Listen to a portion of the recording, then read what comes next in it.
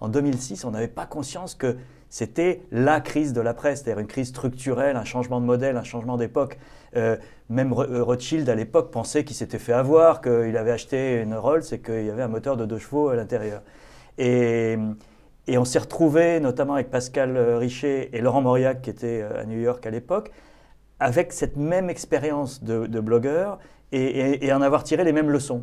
Et on s'est dit, mais pourquoi ne pas passer d'une expérience individuelle, qui est celle d'un blogueur, à une expérience collective, que serait celle d'un site d'info, basée sur les mêmes principes. Et ce principe, il est simple, il est celui de la participation du lecteur dans la boucle, dans la fabrication de l'info. Donc c'était ça le principe de base.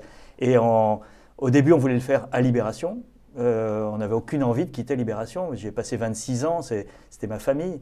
Et on s'est heurté au double mur de l'actionnaire qui ne voulait plus entendre parler des journalistes et des journalistes qui, eux, étaient inquiets pour l'avenir du journal et qui n'étaient pas prêts à se lancer dans une autre expérience ou aventure.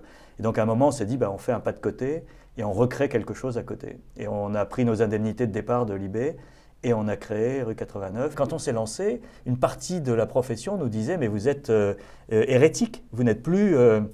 Vous êtes passé du côté des forces du mal en introduisant des non-journalistes dans la boucle.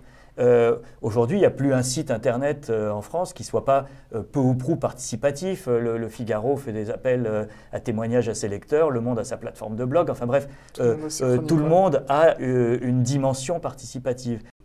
On a eu une période, la période de la grève, la période de flottement du rachat, etc., qui, je pense, nous ont affectés. On a moins produit d'articles, il y a une partie de nos journalistes qui sont partis, etc. Et vous avez perdu en audience? On a perdu en audience par rapport à 2013. On était un petit peu au-dessus de 2 millions, on est un petit peu en dessous.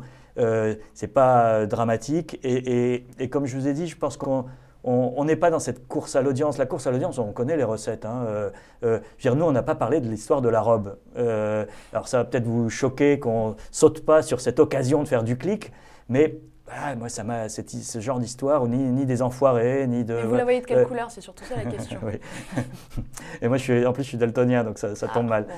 Moi, je pense que le modèle payant intégral à la Mediapart, puisque c'est le seul site quasiment au monde à avoir un mur à 100%. Enfin, il y a la partie club à côté avec le participatif, mais la partie éditoriale est à 100% payante. Je pense que ça repose sur une alchimie un peu particulière qui est celle aussi d'un club politique. C'est-à-dire que Mediapart s'est positionné comme le site qui va, pour être un peu vulgaire, faire chier l'establishment et avec la personnalité particulière d'Edoui Plenel. Et ce modèle, à mon avis, n'est pas reproductible. Il ne peut pas y avoir 10 Mediapart. Qu'il y ait une dose de payant dans le modèle, je pense que beaucoup de gens y viennent aujourd'hui. Ce n'est pas dans l'ADN de Rue 89 et pour l'instant, en tout cas, ce n'est pas prévu. Il n'y aura pas de soft paywall, comme on l'appelle. Non, je ne pense pas que ce soit...